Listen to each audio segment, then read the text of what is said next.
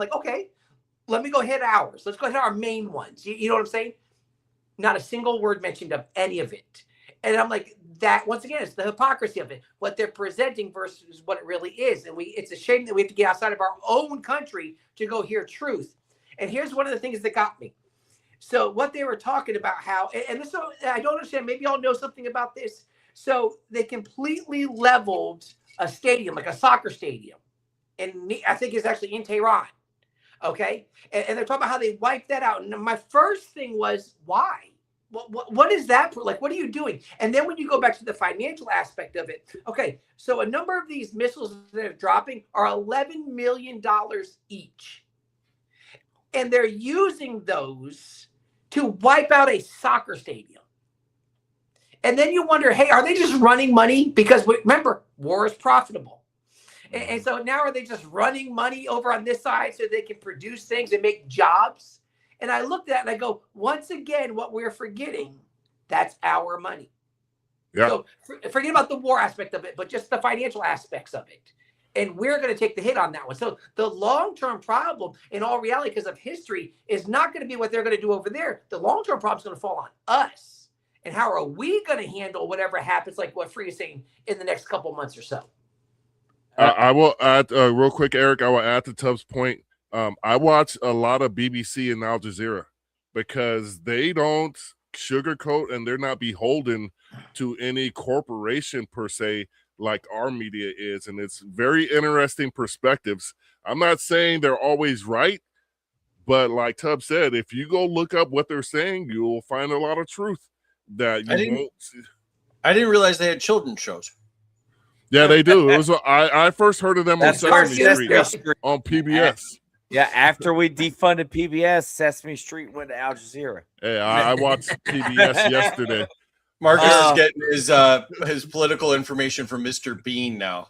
I get it from the Count Mr. Dracula. Bean and Aladdin. Is it Count Dracula? He's a economist. No, I'm just kidding. Oh yeah. Tub, one. Two. Go ahead, Eric. Tub, to your point about like bombing a soccer stadium, all I think of is like, imagine you've seen the meme like of the Israeli Iron Dome and then the other missiles, and it's like our tax dollars, right? Because we fund both sides of the war. I envisioned our tax dollars locally funding a football stadium and then it getting blown up by our missiles. Too far, dude. You went too far. I'm just saying, like Jaguars getting $500 million. Then imagine if we funded the country that blew up the stadium. Anyway, I digress. That was just the vision of my head. So someone make that meme, put it in the comments. Before that, Marcus, could you restate the original question? Yeah, ADD is kicking in. What do you see as the outcome of this conflict? Either you could go to the economic side or the geopolitical side. You should get closed captions for Eric. You should just have it like across. Yeah, because I'm mumbling and nobody knows what the hell I'm talking about. Talking fast. I love it. You're the only Florida person I met with a Southern accent, so I appreciate it. Yeah, me. Yeah, well, these two guys aren't originally from Florida. No, they're not. Nobody is. Nobody's originally from Florida. Look, we're refugees. This is why I care about war. People shouldn't have to live as refugees. Look, Northeast Florida is Southeast Georgia. Just know that. Okay? Yeah, I got that. If that makes sense. I want everyone to think back to what is going to be the outcome. Do y'all remember about 6 months ago, whenever, and envision this, whenever Trump bombed Iran, and all libertarians at first were like, I thought he said no new wars. And then within 12 hours, it was over. And for a second, we all kind of felt like, damn, they got us on this one, right? Like, it wasn't a war. Envision how I'm feeling. That headspace of like, libertarians got it wrong is what people were trying to say about us. We didn't feel that way because I knew this wasn't the end then. You don't just bomb a couple nuclear sites and then it's over. Like, I knew that. but social media wanted to make it out to be like, see, libertarians, you don't know what you're talking about. You can have peace through strength, right? Just bomb a couple nuclear sites, and then we just go on about our business like nothing ever happened. Those of us paying attention knew that was just the start of something bigger. So I just want to think about that. Like, this is just the start of something bigger. What really POs me is the abuse of the War Powers Act and the vote that just passed. I don't know. Nobody's anti-war anymore, or pro-peace, or pro-constitution. And then they'll say, well, it is legal and it is in the Constitution. And Congress did just vote. Well, hopefully people are paying attention to the vote that didn't pass, or did just not pass. And this whole, if you define it as a war or not, I want people regardless to be held accountable. You know what I mean? Word. Yeah. And Congress has abdicated their responsibility for the decision making on whether or not we go to war. That's what's happened. The reason the founders put it in the Constitution in Article 1, not Article 2, was because we vote for Congress every 2 years. So if your children get sent to war and they die, you'll remember that come election season, and you'll remember, I don't support this congressional candidate, this person in Congress, this member of Congress. I'm going to make it my duty to, back then you would just shoot him in the street, and I'm not advocating political violence, but today, if you move forward, you would make it your mission to vote them out of office. If my son or daughter died because of the decision making of a bunch of politicians in their ivory towers, I would make it my mission and duty for the rest of my life to remove those people that voted for that war out of office. Well, whenever Congress doesn't vote on it, they can't be held accountable. So thank you, Thomas Massie, for at least putting the vote out there. Now people will know who to vote out of office, or do whatever you have to. And look, prayers go out for the 6 people that have already died. I don't know if those numbers have changed. That's the last numbers that I recall.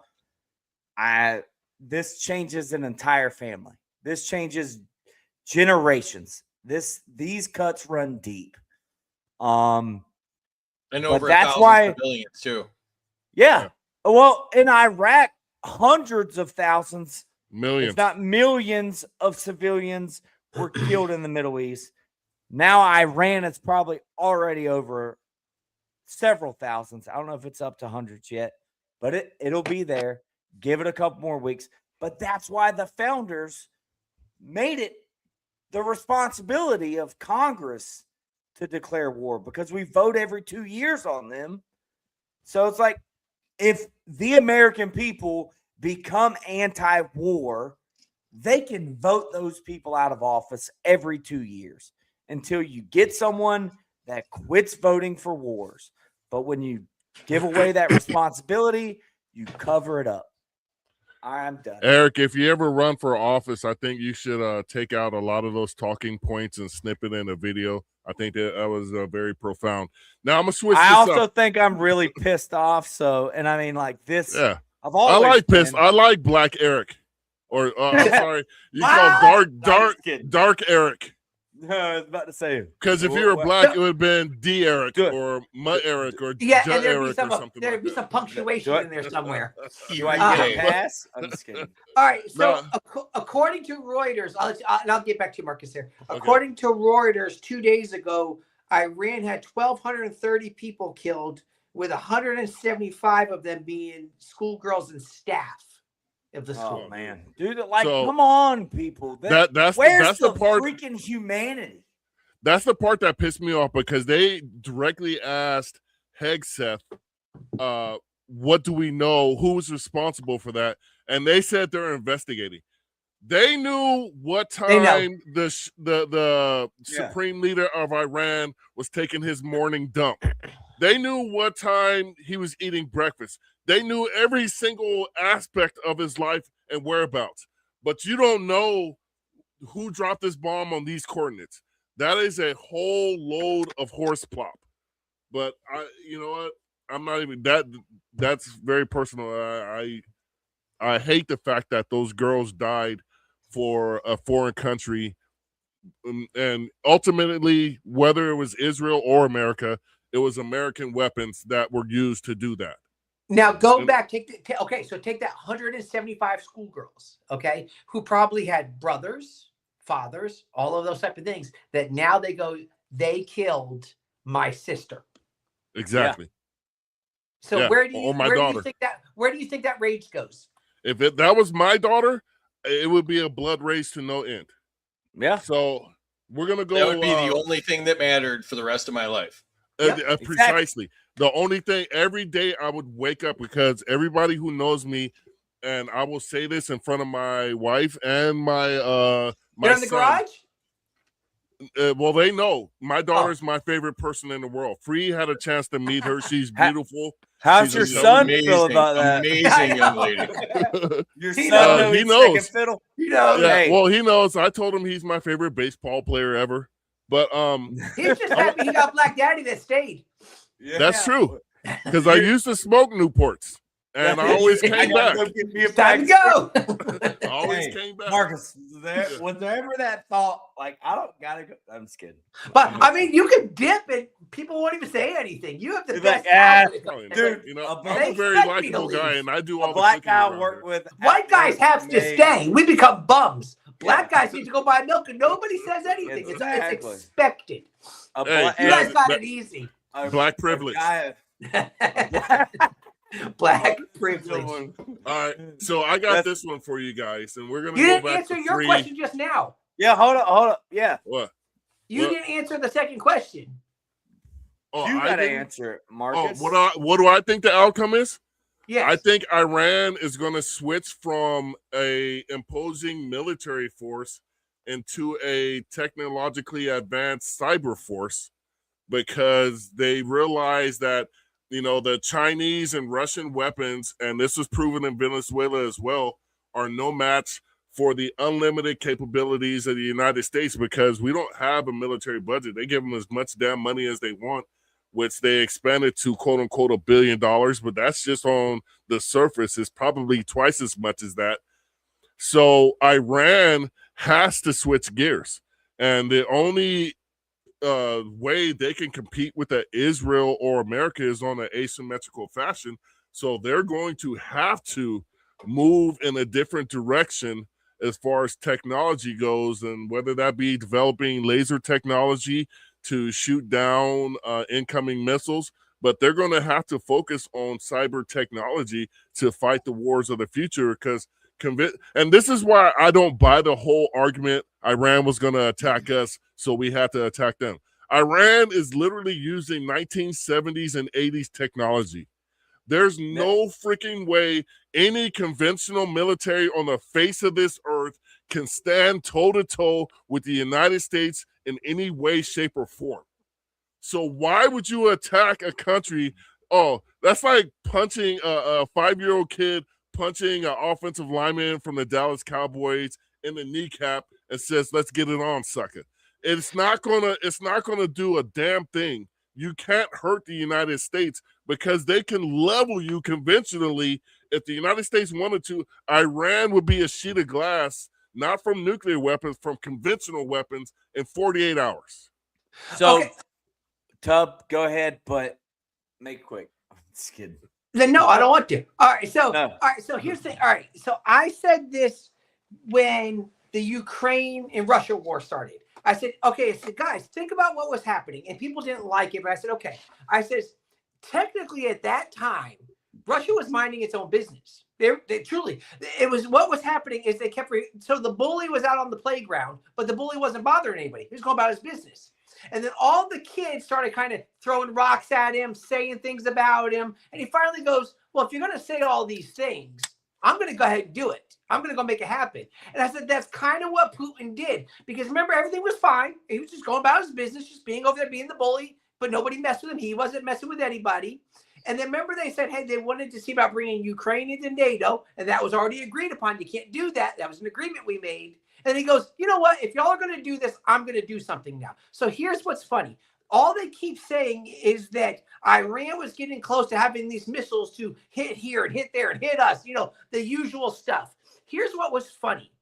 Okay, well, I shouldn't say funny, but yeah. Here's the thing. They started launching these missiles all over the place once they were attacked. So think about it. They already had them. You keep saying, oh, they're getting ready to have. Oh, they already did. But let's make it very clear. They didn't use them until we provoked them. Yeah. So if they were really mad and caused all of these issues, they could have launched these missiles into these other countries at any time they wanted to. 10 years ago.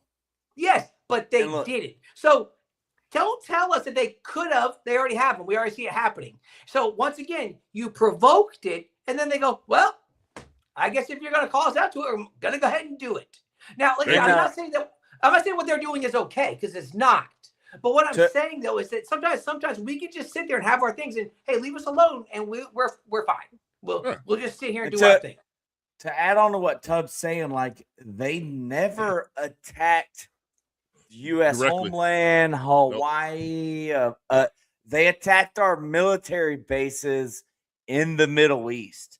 Well, guess what? If we didn't have troops in Iraq still, which a lot of people pretend that was after Trump killed a general. Yeah. So but we still have troops in Iraq within missile distance in Syria and Yemen and everywhere else. Whatever. You know what I mean? Yeah. Jordan. Free. All of the Bahrain. We have all of these military bases in the Middle East. And a lot of people say, well, that's good strategically. Well, it also puts you within missile range because we're not within missile range of Iran if we were not in the Middle East. That's all I'm going to say. They didn't attack us directly. They retaliated to our military. And I'm not advocating for it, but you get my point. Those are the facts. Well, I'm going to drop a fun fact, if I could spit that part out. We still have battalions of M1 tanks buried in the desert in Saudi Arabia. So, and that's 30 years later after the war. But Free, I wanted to get to you because you're just sitting there looking at me, and it's kind of like I'm keep holding my wallet. I'm wondering, should I reach for? Well, he tried to rob me in San Diego. He is paying me by the hour to be here, like he pays most of his acquaintances. Yeah. Now, I get paid by text. However many texts, I get paid per text. We heard a lot of people saying a vote for Kamala Harris is a vote for a war with Iran or a vote for World War III. And I do blame the liberals because that turned out to be true. All the liberals that voted for Kamala Harris, and we got a war in Iran. So they were right about that. They could have voted for Chase. Yeah. So I blame all you damn liberals, specifically here in California, for voting for Kamala. But Trump they ran on the platform, no new wars, America first, economic issues at home, healthcare at home. They ran on all these things about taking care of us. Where do you stand as far as your logic on Trump saying all of that stuff and his specifically with Iran to the no new wars? Yeah, well, I thought it became obvious towards the end of the campaign that, he was just saying what he thought people wanted to hear. And, even beyond the war stuff, it seemed like he was just throwing stuff out there and seeing what people reacted positively to and didn't have any real plans. And so I thought as the campaign went on that he got less and less impressive. And, I think at the core of it, there are political incentives for war. And this administration's been an absolute disappointing disaster. And, sometimes wartime action can favor approval ratings, like boost up his approval ratings, which are in the tank. And, you know, you guys talked about it earlier, but sometimes there's national unity from these types of conflicts. And, you know, political opponents may be hesitant to criticize you during wartime. So, you know, I think that this was a card that he wanted to play all along, and he's a lame duck, and there's nothing we can do about him for, you know, 2+ years. And, you know, I think that, you know, his donors wanted him to do this. You know, Netanyahu's been asking for us to do this for 30+ years. So, I mean, I think if you watched where the donor money was coming from, you pretty much could tell what we were going to get. And here we are. Yeah. Donor money like the Sheldon, what was it? Sheldonson family? Adelson. Adelson. Yeah. Sheldon's dead. Well, that was too his sad first about that, name, but right? it's Miriam. Yeah, that was his first name, Sheldon Adelson. Yeah, the Yeah. Adelson, what did they give him? Like $250 million or whatever it was? And they're real big on Zionist causes.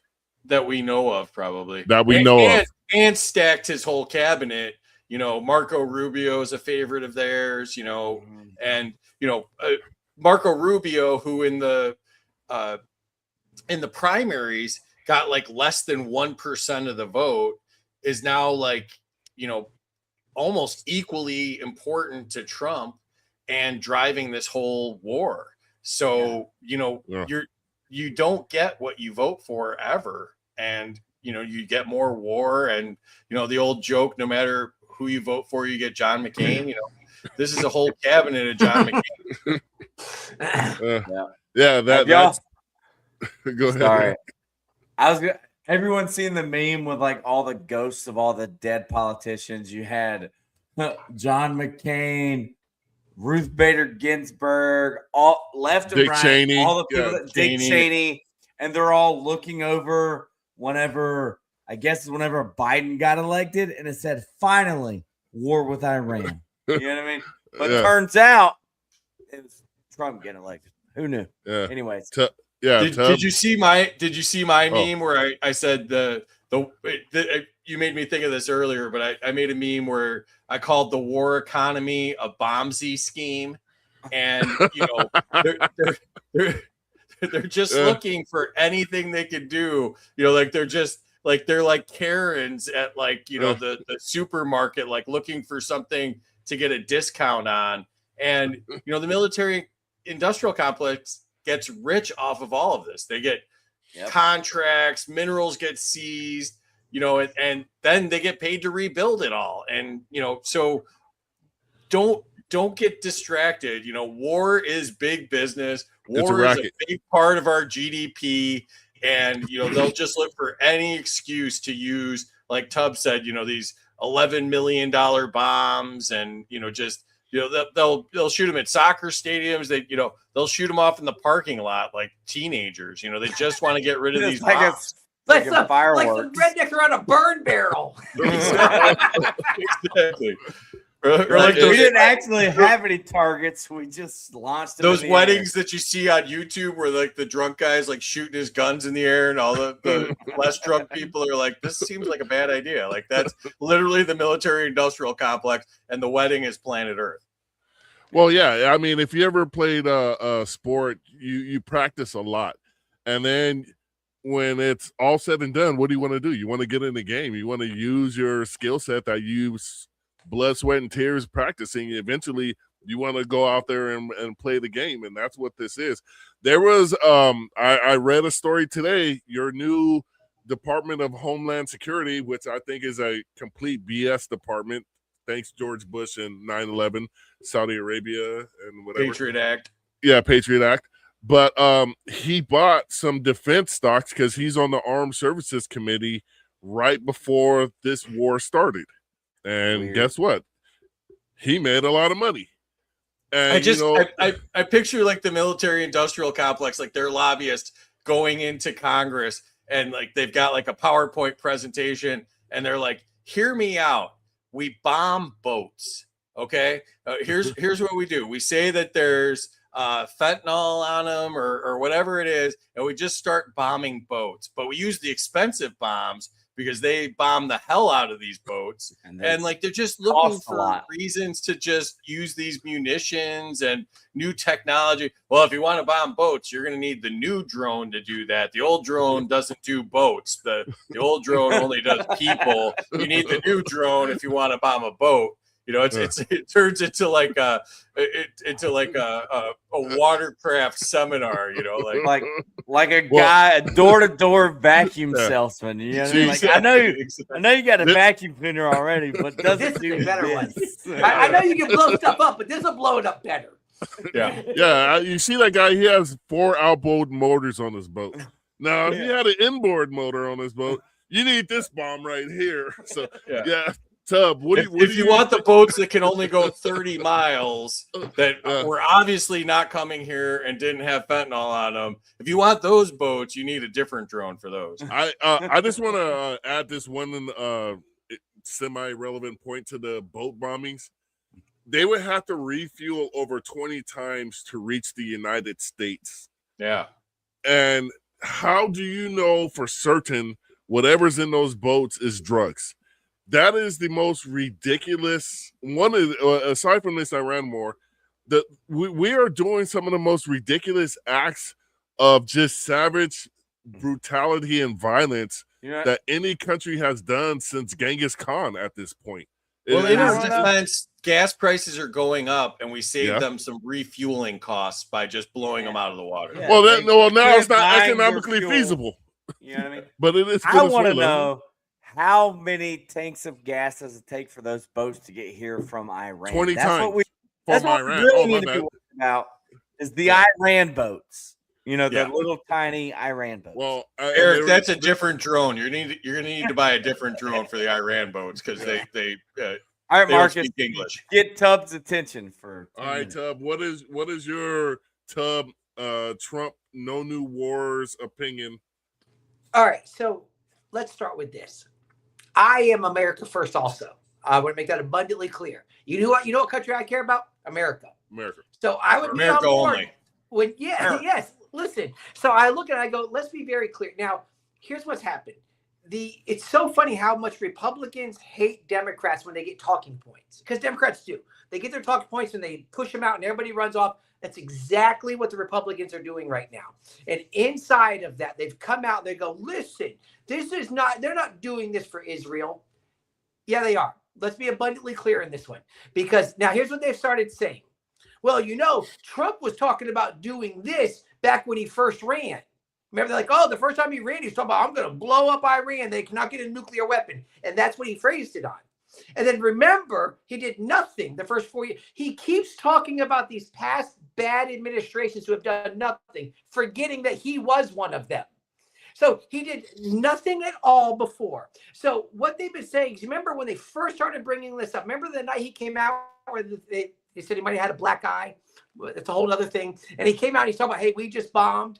And then with that, what he was saying is he's like, listen, because they were back to getting nuclear weapons again. I'm like, wait a minute. You just told us in June that you handled that problem. That was obliterated. A issue.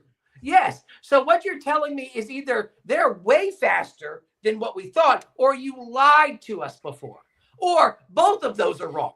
Because you lied to us before and they're not trying to do anything. You want this war because you kept saying that you were going to have it inside of there. Here's what I've been questioning, because there have been a lot of the Republicans talk about this is a great thing. And they have all their talking points that they're spewing out there. And I ask this one question. I say, change the leader and it changes the opinion. Like if this was Biden doing the very same thing, they would be saying all of the opposite things. We can't just start this. You can't just attack countries because you don't like them. All of the stuff would be happening at that point right there. And so I look at it and I go, man, so his plan was all along, supposedly he was going to do this. So now, as you said, he's a lame duck. Now he's got to. And now he's got to do the things. And I look at it and I go, so the problem is like we've been talking about, how far does it go? Like how far is pleasing Israel and Donald Trump's ego going to drag us into like who? This chances are, like we were already talking about, this is going to go past his presidency. Way past. This is not done with him in all reality. So I look at it and go, what do we do? And I think we've been talking about this. So what do we do moving forward? Because if you remember, when Obama launched just missiles, they fussed. They were so mad about we can't do this. And now all of a sudden they're on the other side. So my fear is this will continue because I'm going to say this now. Their propaganda is good. Okay? People are falling for it. And they're coming out. Now, I'm having just there are people who usually aren't so crazy. They don't pick a side so far. They've been going hard on defending this one. Okay. Yeah. Like real quick, I'll tell you, I have satellite radio for one reason. His name is Andrew Wilkow. He's on from noon to 3 every day. Amazing. Like he's a Republican, but he's very friendly to libertarians. He mentions libertarians every single day and in a good way, always. And even he has gotten on. Well, we've been fighting this war for 47 years, and we're going to end. All of the talking points. And here's what I'm going to tell you: as long as they have talking points, weapons, and money to spend, this is going to keep going on. Yeah. How do you get a better plug than me? That's what I want to know. Oh wow, we'll get to you. We're not going to end without talking about you at all. We got our boy Lars chiming in. You started with a plug. What's up, Lars? I plugged myself. From the very beginning. Whoa. Hey. Whoa. We're not that show. Yeah, this is wrong show. Hey, on a side note, hey, Lars, I sent you an email earlier today. I just want to put that out there. That's probably why he's actually watching. Just kidding. Did your email say we'll be on the Black Powder podcast? Just kidding. Speaking of, my homegirl is like, whoa. Eric. Shameless plug. Tubbs running for city council here in Jacksonville, Jacksonville, Florida, District 10. I don't know if we got a link for him. Look him up. I want to get to. I'm going to be a guest here in a couple weeks. Don't worry about it. Cool. Do it later. I want to get to this. Eric, I'm sorry, but Tubb has about 5 minutes with us. So I want to send it. I want to get to this point real quick. And, if anybody doesn't know, Tubbs a pastor. And we all have religious beliefs here. My father was a deacon here in the fourth largest. You said real quick. Your dad was a deacon? Here we go. Marcus, you said real quick. How's the economy in California? Fifth it's the fourth largest economy. Fourth. But there was I read several articles and I Googled this. You can Google it yourself. Google Armageddon in the Iran war. Google it. But there were generals that supposedly were telling people that this was the beginning of Armageddon as far as the bringing the rapture and all that stuff and Jesus' second coming. Where do you think the Bible stands on this, Tubb? Okay, so here's the thing. I want to bring this up again maybe next week. Only because I didn't know. I hadn't heard that. I hadn't heard them saying that. And there's a lot of end time stuff that gets wrapped up into that one. Now, let me be very clear. I'm not an end times guy. Like, I'm not. That's not what I do. I'm a life application guy. Okay? Initially, what I thought you were going to talk about is what they've been saying now for the past few weeks about how we have to defend Israel biblically. In fact, there was a pretty lengthy interview with Tucker Carlson and Mike Huckabee. I saw it. Okay. Yeah. And so Mike Huckabee is a pastor. Okay, a miserable one. Okay, because I'm like, dude, you don't even know the Bible. You don't even understand what it's saying. Because just to make it real quick, so before when they say, hey, it says that anybody who blesses Israel will be blessed. Anybody who curses Israel will be cursed, and they're using that as why we have to have this ongoing support of Israel. Two things. One is we have to understand. Israel, the people of God, is not Israel, the people of government. They're not the same thing, okay, inside of that. But also, here's the bigger problem with all of that. That's not what those verses are saying. What those verses are saying are not talking about Israel. Israel wasn't even a thing yet. The Israel, Jacob, the person wasn't born yet. There was no land or anything. They said it to Abram. And they said to Abram, anybody who blesses you, I will bless. Anybody who curses you will be cursed. It has nothing to do with Israel. It didn't have anything to do yet with the people of Israel, because those are the children of Jacob. Okay. And there was no land, because what was happening when that was said, Abram was still at his land before he was sent away. So inside of that, all of this, what they've been trying to do with Bible stuff, it's so funny. People who don't care about the Bible ever, all of a sudden care about the Bible when they're trying to use it to defend, oftentimes, horrible political beliefs. And so we can, maybe next week or whatever, we can get into it, or maybe we'll make some posts, or maybe you make a reminder. I'll go post it on the podcast page about what you were referring to there, about how it's going to usher in end time stuff. That's absurd, because let's be very clear. To make it as simple as it could possibly be, even Jesus says that no man knows the time. Okay, there's nothing. As soon as people think they figured it out, God's going to change it. It's just that easy. So there's no reason to think that anything that we're going to do is going to make God go, okay, yeah, I think I'll do this now. God fully knows. God sits on the throne. He fully understands when it's going to happen. He doesn't need us to do it in all reality.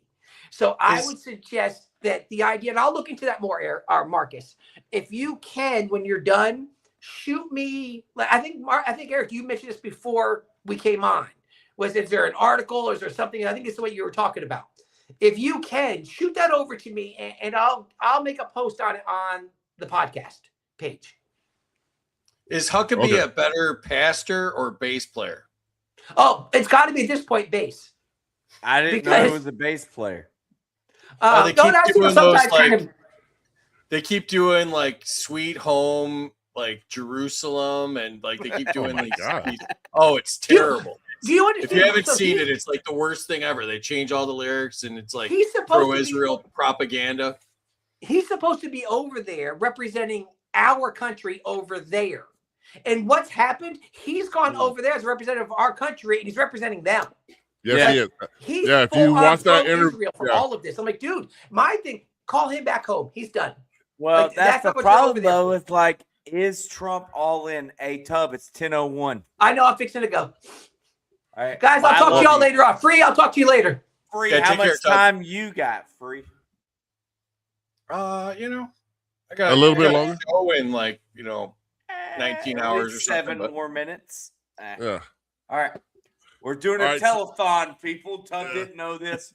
24 hours talking about Iran. If you got Tub had to go pick up with his wife. If you didn't know, Tub is running for city council in Jacksonville, Florida. You find him at Tub for 10. We're going to be doing a show with him on March 26th, I believe, and he's going to be the guest. We might as well invite Free on to be a host so he could question Tub too, but we'll see what happens. You want to do it? I got questions. Yeah, we got to figure out what he's really up to, Yeah. So, at any rate, did either one of you want to expand on that biblical aspect of what they're saying, this Warriors? Hey, I'm not your guy. Consult your local pastor or reverend or priest. But you can have an opinion. You can have an opinion. I don't think you should be listening to a government ran by Netanyahu who isn't even a practicing Jew. I think I read that. So, here's an idea. Maybe you shouldn't even be listening to him. There's nothing against the people of Israel, Jewish people, your religion, your denomination, but I'm pretty sure Netanyahu is atheist, if not agnostic. He's not even a practicing Jew. Here's an idea. That is the Antichrist, if you will, or is that if you're an atheist? I'm just saying. Which I don't know. I'm not going to get into it. No, I don't want to talk about it. You Free, go ahead. I think anybody that uses religion to justify any sort of politics whatsoever, but especially war, I hope that they reserve a really special part of hell for them. And, the Jeffrey Dahmers and those guys are haunting them for eternity. So I'm not a fan. Yeah. I want that guy, that black guy that was sitting on the edge of the bed, that big, thick black guy. You know who I'm talking about in that Now meme? that Tubbs gone, we can bring up the movie. I For the want him record, to pummel everyone, all these pseudo-religious people in the afterlife for their blasphemy, just because so you know, it's disgusting to me that that go ahead. dude's giant wiener was Was enhanced photoshopped. digitally. I want y'all to know that. I I'm hope sure they. you I hope know they that. have to. I hope they have Don't to go rub look it up. Epstein's feet in hell. That's Yeah. that's what I hope. Yeah. Oh, Yeah. dude, but it saddens me truly that these people are framing this, because that's what a lot of Christian religions have, because there's multiple Christian religions, well, sects or whatever. Thanks for the update. Can I finish my point? Denominations that change Christianity to suit their political beliefs. And that's the way it's always been with the Christian church. That's why it's so fragmented. But to frame this as biblical while you're trying to justify it, it's cheap. It's whorish. Yeah. You're selling out your soul, and we're not getting anything. No, God does not approve of this. I know he doesn't, because this was not a righteous war against true evil. A righteous war against true evil would be publishing the Epstein files, where you only redact the victims of the Epstein files, not the people who sent the emails to Epstein or who he's replying to, or the people who that were communicating with him, whatever conversations they were having, when they redacted those people, and it would be in its entirety. This is something I will say, and it's not very popular, but it's the truth. This country was founded on human trafficking and sex trafficking. From its inception, it was part of its foundation. And it has to end somewhere, and it has to end with this generation, because it is still going on worldwide. We can't stop it worldwide, but the British did stop the Western slave trade in this. They took it upon themselves, so it's not a impossible feat, but this is something we need to do, and stop this now and make it unacceptable. And right now there is no, and that includes legalizing prostitution. And I'm not saying government should regulate it, but they should be tested, so you're just not out there giving people bumps and stuff for a couple bucks. Speaking of STDs, I'm just kidding. Marcus, that was a weird done. Yeah. That was a real transition. No. So, all right. So let's go back a couple of questions. We can do them kind of rapid fire. I know Free doesn't want to hang out for the entire 20 hours of this telethon. Yeah. Well, I had one more topic for us, and then we can go into our closing remarks, if that's cool. I'm cool with that, unless Freeze wants to hang out longer. I'm good. Whatever you guys want to do. All right. Okay, so the last topic for you guys was Trump said he wants a role, in selecting the new leadership of Iran. Now, how is that bringing America, to Iran, if the United States is telling you who you can have as a leader? Because I'm pretty sure that shit's been done before. Free? Yeah, so it's kind of like what I was talking about earlier. Like, what is the end game? And every war eventually reaches a moment where those involved in the war have to decide how it ends. And it seems like, we should have negotiated more on the front end and, used diplomacy, and the other countries that said that they wanted to help with peace negotiations, we should have taken them up on that offer.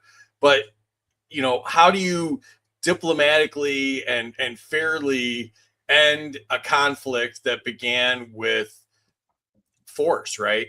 So, and these political settlements then shape the post-war environment, right? So, and then, we've been talking about how long this will last, right?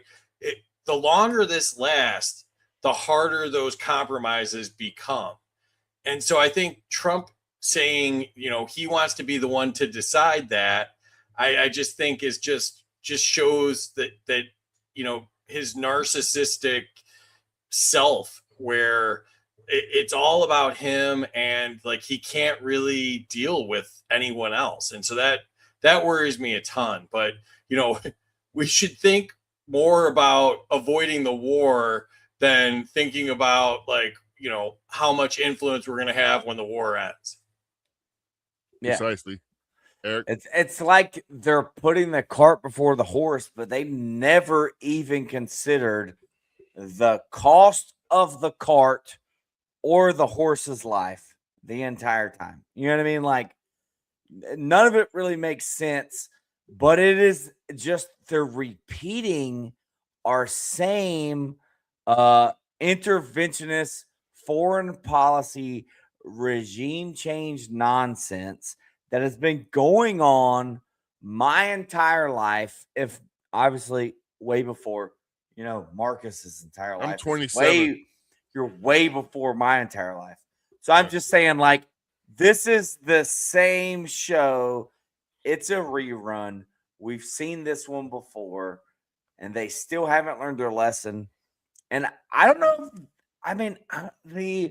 How do they learn their lesson? At what point does the American public or the voters or whoever start holding people accountable? And how do we? And that's a discussion for another time. Like, how do we help them and make them learn their lesson? Like, stop falling for the same bull crap. But I don't know that the cabinet cares. I don't know that all the people appointed.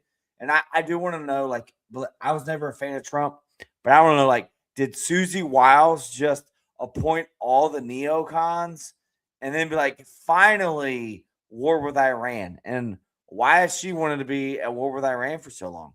If it's her, or was it Trump? Or is Trump just the guy that's like, he's the talking head, and he's kind of what we all called Biden, like, like the skin suit. You know what I mean? He's just, they got his family held hostage. Maybe he was in the Epstein files. Maybe they got him blackmailed. Maybe the Epstein was an Israeli agent in the intelligence community, and they got dirt on all these fools, and they're just like at their will. Or is this the military industrial complex realizing that the Ukraine war was becoming unpopular, and we need a war that we could sell to the gullible American people?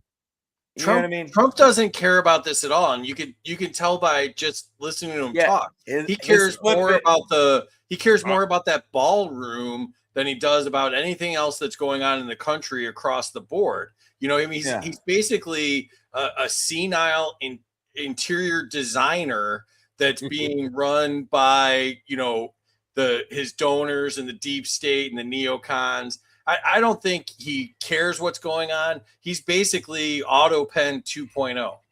Yeah. Well, did you notice they dropped the AutoPen? They did. Yeah, they did. They dropped that on the bus. It's like, there's no legal precedent. It's like, well, but it's because he's probably using it, and he doesn't want to create a legal precedent that will be used against him. Because, basically the world leaders have just figured out that flattery will only get you so far, because their original policy towards Trump was just to flatter him and patronize his BS or whatever. And then after the tariff fiasco, they saw that you could tell Trump everything he wants to hear. Yeah. And it still won't matter. Well, he got the Israeli Peace Prize, so I think that had influence. Yeah. They're like, and how many million? We'll see what he does with the World Cup, the soccer Peace Prize, because he got that one too. But the last poll I read, roughly 6 in 10 Americans were against this. But what they do here in America with war, if you're anti-war, you're anti-American. And I'm like, I look back to Grenada, and I remember this because I was one of those weird kids that watched the news and read the newspaper.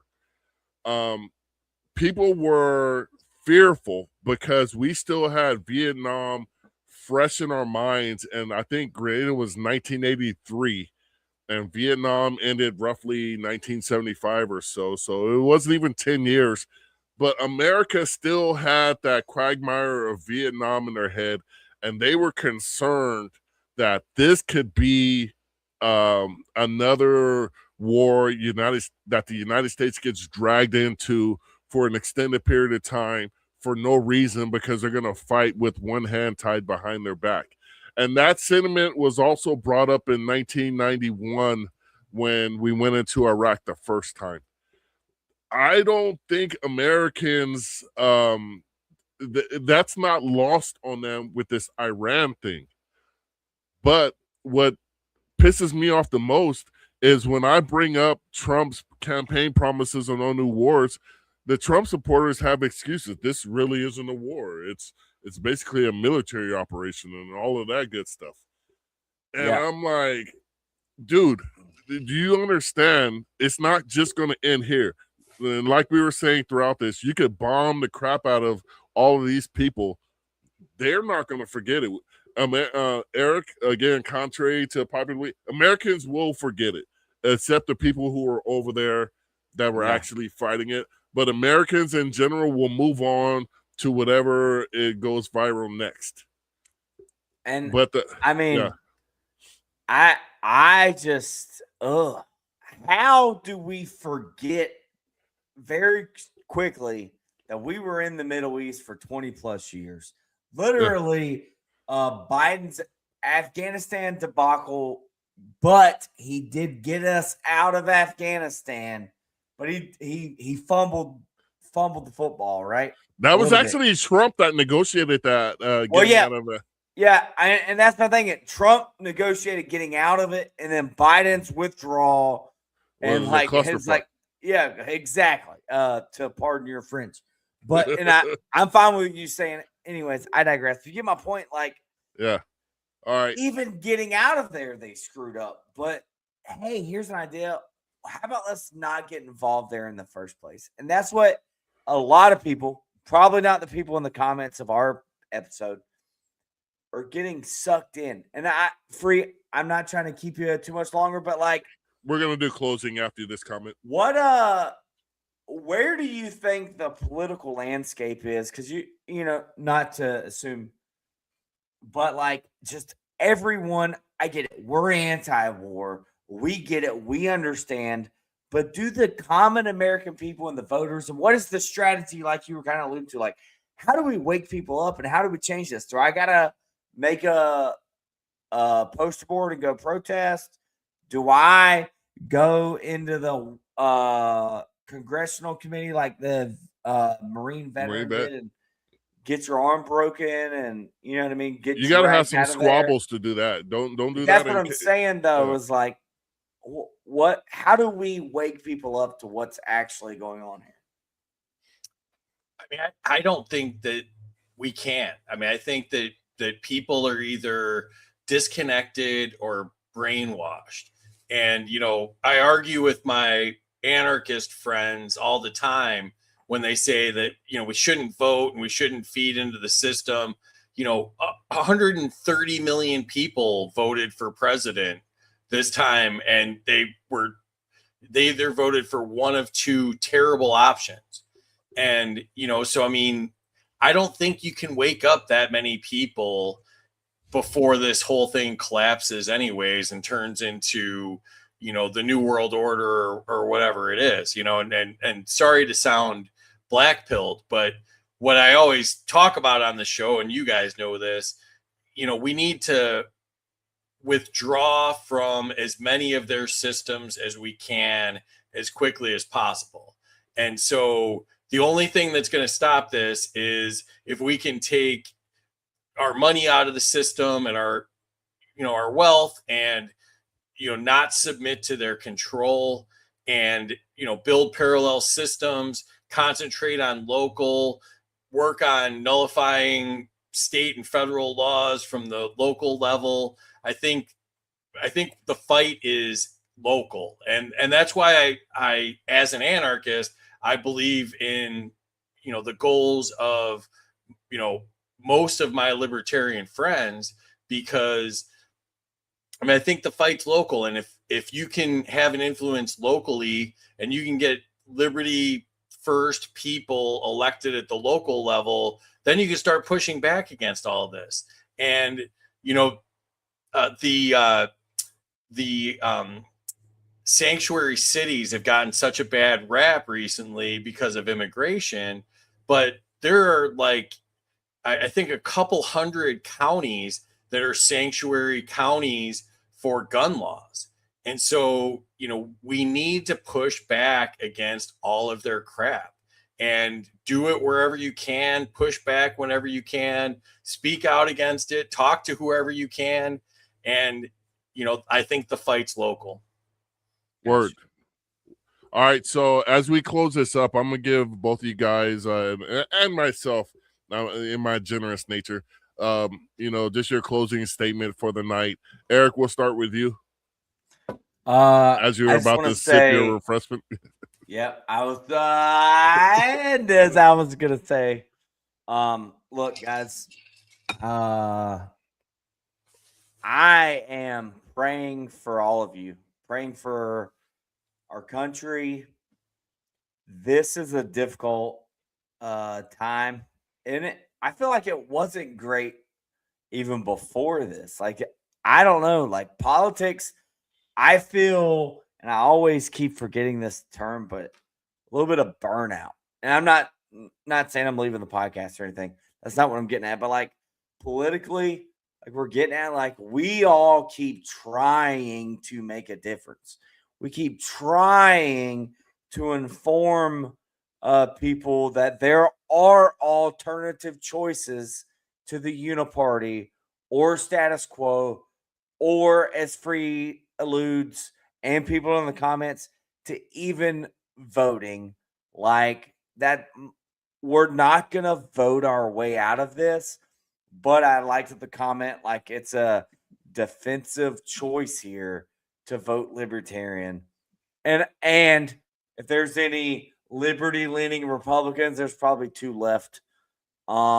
Voting for them too if you're still in the Republican Party. But I'll let you know, if you're anti-war or you just disagree with this war, if you're pro-Constitution, if you're limited to government, and you're a member of either party other than the Libertarian Party, just know you are welcome within the Libertarian Party. So we got to keep doing this, though. And Tubb kind of mentioned it before he left. Like, he's kind of done with establishment media, corporate media, the news. Like, we can't trust what they say. It's so crazy to see people put on the Fox News smile and come on and try to tell you why we have to be involved in this war and why bombing children in Iran has to happen. That is a bunch of horse plop, if I was here to quote my friend Marcus. And like, you don't have to believe that. And in fact, you should push back and tell them maybe we shouldn't be killing innocent people anywhere. And we definitely shouldn't be doing it without a vote in Congress, because that's your easiest way to hold your federal government accountable, is to vote them out every 2 years. If they keep killing people that you don't want them to kill, you should be able to vote them out. But when the president, a lame duck president, does essentially an executive order, makes the call without congressional approval on its own, it's really difficult for you to hold a lame duck president accountable. So I don't know. I'm still pretty I can dig pissed. it. Yeah. I told Marcus when it's like, want to do this episode, what did I say in the text? This person said, I'm not sure I'm in the right headspace right now to do this. But he brought in some help from Free to right the ship, because I would have I don't went off. Anyways, love Yeah. y'all. That's my closing arguments. It's kind of I all over love the you place, too. but that's my headspace right now. This has Right. me pretty effed up, and I'm sorry. Rightfully so. Don't feel sorry about that, brother, because your heart and your head's in the right place. Now, Free, I'm going to ask you to deliver your closing remarks on this episode as far as the Iran war goes. And I ask you to use your mind in doing this, because I know that's a tremendous amount of energy you need to expend to come up with a coherent thought, being that you now live in Florida. But I jest. Go ahead, my man. And thank you, obviously. No, I mean, first off, I want to give a shout out to Eric. He did a space one time with us where he talked about his experiences and why he's anti-war based on his experiences. And dude, you're such a thoughtful, smart young guy. And you know, everything you say, I listen to and I just concentrate on, and I try to get as much out of it as I can, because you speak the truth. You have no filter, and you just, you know, put it out there, and you know, hopefully you're educating a ton of people with your experience. So I just wanted to say I really appreciate you, brother, and I know this is hard for you, and I was emotionally with you when you were talking, and it's hard to hear, but it's important to hear. So I really appreciate you, you know, fighting through it and sharing your thoughts with us. Thank you.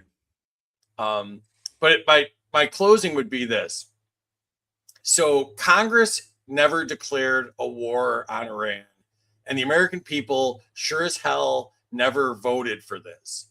And the track record of regime change and military intervention thousands of miles away is absolutely disastrous. You know, Iraq, Libya, Afghanistan, you know, they show how easy it is to start wars and also how hard they are to end. So at home, war always expands government power, and the costs get paid for by us. And, you know, the Patriot Act was a disaster. And now we have all of this domestic surveillance and spending and debt and inflation. These all grow when these conflicts escalate, right? So when you bomb a country, retaliation and escalation and blowback are totally inevitable. And the real danger doesn't lie in the first strike. They always say it's going to be, you know, weeks, not months. But then there's a chain reaction that always follows, and we should learn from that. War should be the absolute last resort, a defensive action, not the first reaction. The people who pay the price for wars are soldiers, their families, civilians, taxpayers, and it's never the politicians that start these wars. The Constitution, which is, you know, almost always ignored, was designed to slow down these rushes to, you know, bomb people, and it was designed that way for a reason.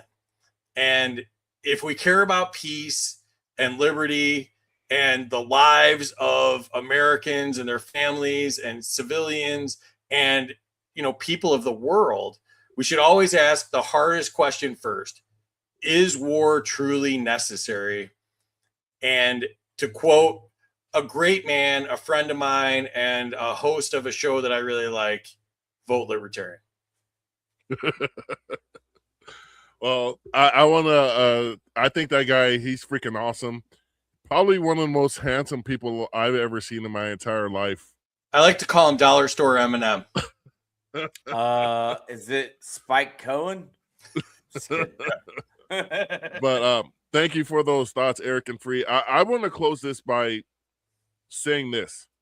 I'm not a fan of Trump because my son was a junior in high school and my daughter was a sophomore in high school when the pandemic hit and he closed down the nation. and my son played baseball. They got 9 games into the season, and they sent them home. My daughter, her friend network that she's been friends with for multiple years before that, they were separated. Both of them suffered immensely, and I will never forgive Trump for his handling of the pandemic and giving Democrats the power to put government control on steroids, because as the Free alluded to, every time there's a war, we lose less liberty, and that's a proven fact. When we had the pandemic, that was a war directly on the American people, and we lost liberty, and my kids suffered immensely, and it struck me directly in the heart, and like I said, I will never forgive him for that.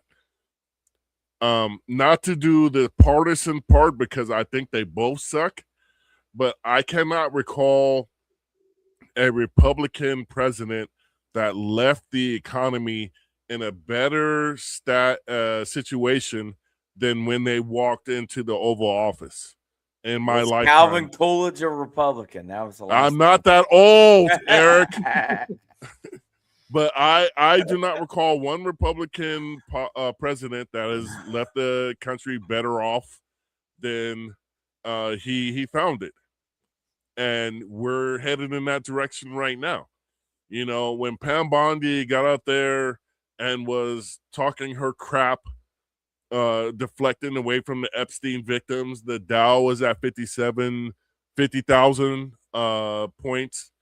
Today it closed 2,000, roughly 21, less between 2,000 and to 2,100 points lower than that. Oil is up. Gas prices are up. When I was talking to this clerk at my local grocery store, I told him, you know, when gas prices goes up, because this grocery chain where I live, the first time they ever laid off somebody in their 90-year existence was last summer in 2025. In 90 years, 89 years, they had never laid off an employee. Last year they did. And they're about to lay off again. There was layoffs at my wife's job. There was, I can't remember the company, so I won't talk about it. But when I look at what he ran on and what he's doing, I look at America and I think you're just effing stupid.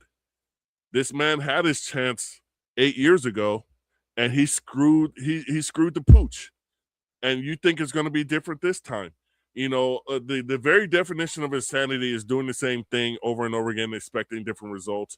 I call it the pendulum of stupidity, as far as, you know, Republicans jack shit up. Now I'm going to vote for a Democrat. Democrats jack shit up. Now I'm going to vote for a Republican. And when I tell people, hey, you should vote for a libertarian, it was like, why would I do that? So the other side can win? I was like, what has the other side done to make things better? It is asinine. It is absolutely bullshit to think things are going to change because you're going to elect the same people who screwed it up last time that wanted to make you vote for the other team. And this is the same thing with the Iran war. We've done this before. We did this in 1953. The only reason the Islamic Republic of Iran exists is because of the United States foreign policy. And there is, you cannot dissect that fact up into nothing else. That is the reason why we are here now. And for Iran, the Persian Empire, prior to the Persian Empire, but Iran, the country itself, it has its proxies, just like everybody else has its proxies, but it has never attacked anybody. You can look that fact up and fact up and check me on that. I got a bit of a sinus thing going on here. But Iran has never attacked anybody. Iraq attacked them. They've had beef with Russia. They worked that out. But those are the facts. And for the United States to attack Iran has put us in peril for at least the rest of everybody's life on this panel, and quite possibly your children's lives, because this is far from over.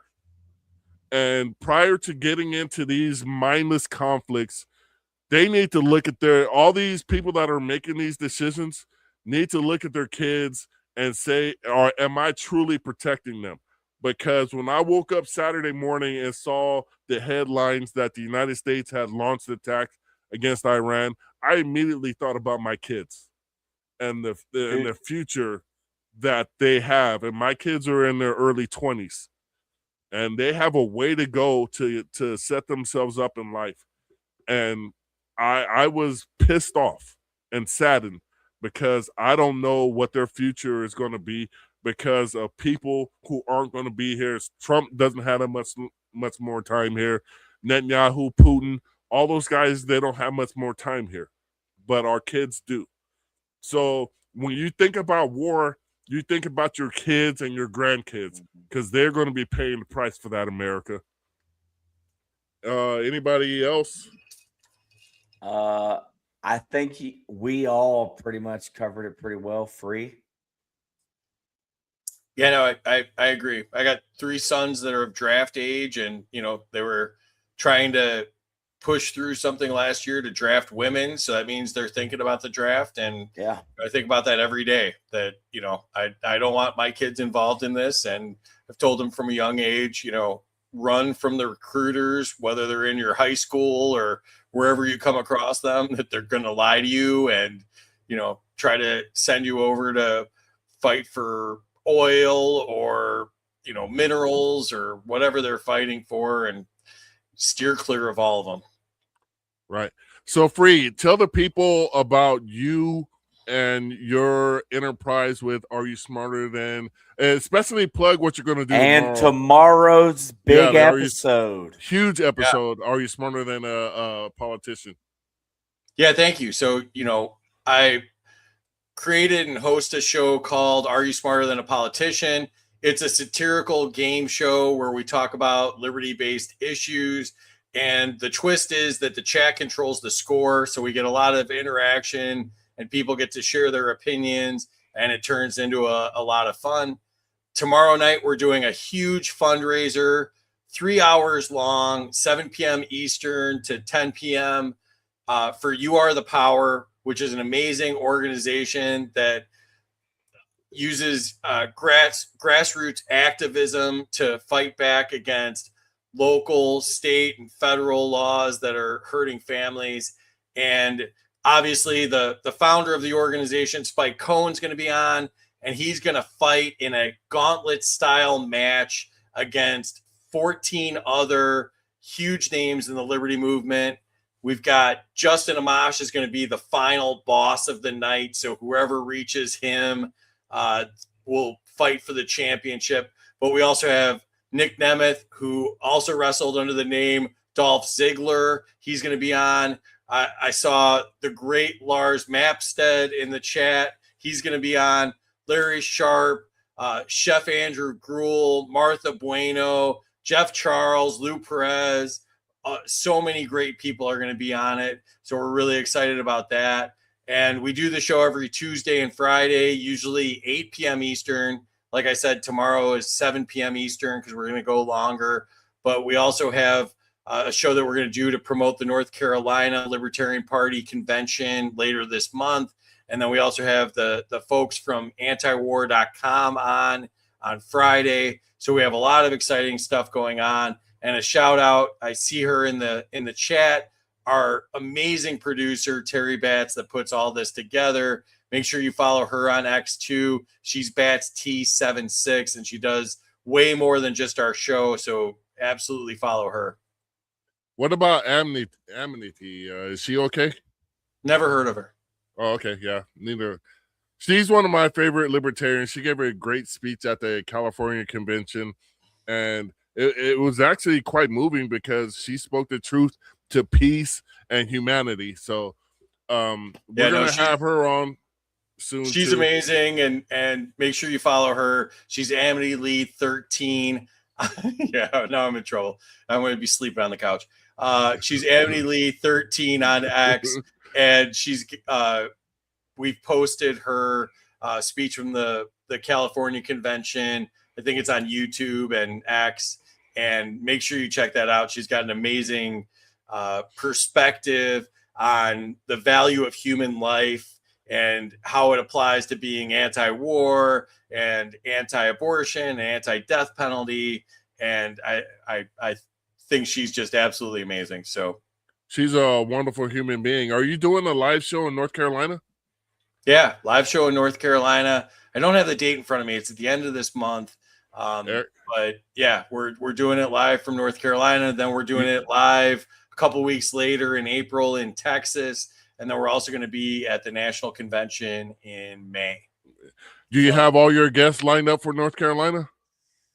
Yeah, we well, I think we do. Rob Yates, who's running for LNC chair, is putting that all together.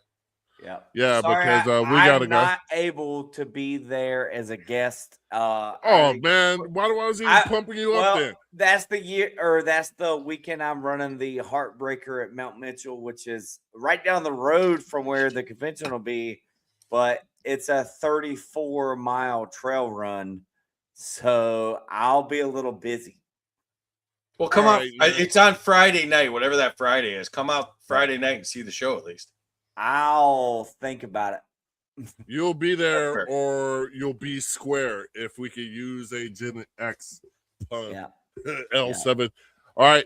So this has been the Black Powder Podcast. Once again, I encourage you all to follow our good friend Free. Thank you for coming on. I truly appreciate this because this was a last minute thing and he did something before this, but he made time because he believes in liberty as much as we do.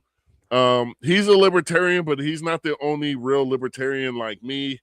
And he's not bold liberty like Eric, but he's a libertarian nonetheless. And I want to thank him from the bottom of my heart because this is my brother in arms. We hung out, we had a cocktail in California, San Diego, and I truly appreciate you, brother. I love this show. I love what you guys do. Anytime you want me, I'm here for you. I mean, you've said two very homoerotic things this episode. Don't make it so gay. Yeah, with the plug, and now anytime we want you, we could. We just, want me, you can have me, any part of me, whatever you want. As far as libertarians go, however you use your butt, we're cool with that. So, is that a political slogan? Well, I'm just saying that's a libertarian thing. Your butt is Marcus 2028 is the slogan. For the record, Marcus Matthews, school board. However you want to use your butt, we're cool with it.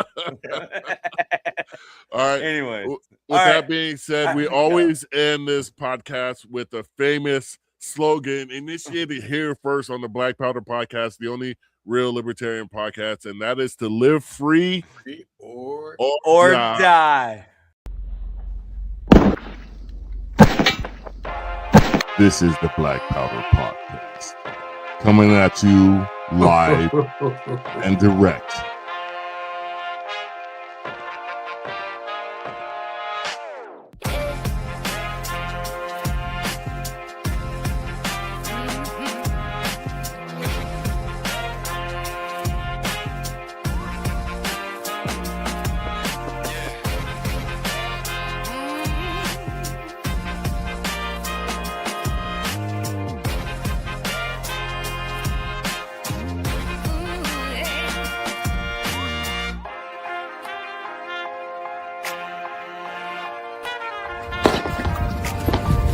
Your salty tears season my life.